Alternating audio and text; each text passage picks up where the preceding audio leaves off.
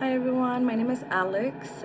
For this fluency recording, I'm covering imitation from chapter 21 in our Cooper book. According to Cooper et al., imitation is the occurrence of a behavior that has been modeled by another person where the imitative behavior resembles the model and occurs soon after the modeled behavior. In more simple terms, a person sees someone do an action, they copy that same action right after, and what they do looks very similar to the behavior they just watched. So two real-life examples of imitation would be a baby imitating facial expressions.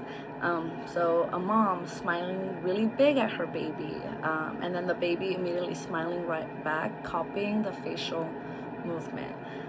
This would be one of the very earliest forms of imitations that we tend to see, and it usually starts developing in the first few months of life.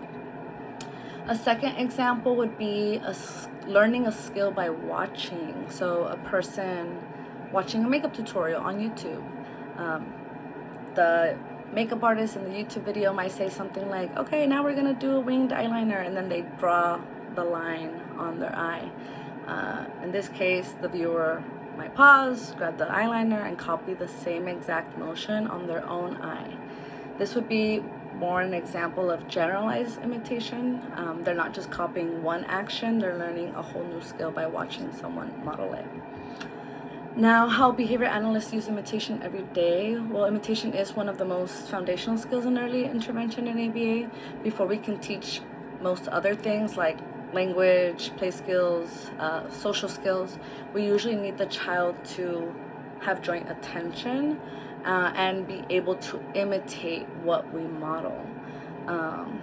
And joint attention, that's the child looking to what we're looking at or paying attention to what we're showing, which is of course necessary for a child to be able to begin to imitate us to begin with, because they need to be able to observe the behavior in order to copy it.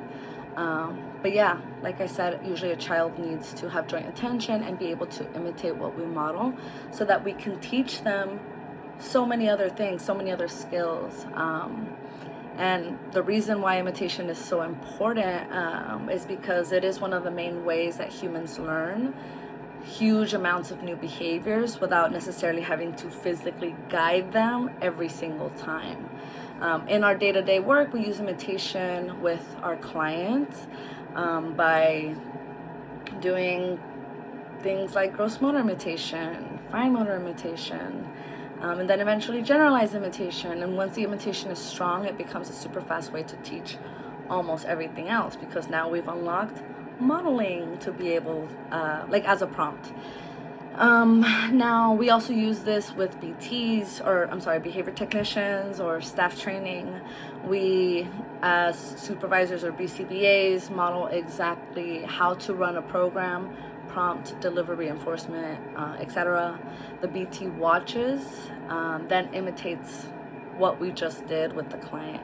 And this is a very fast and effective way to train people.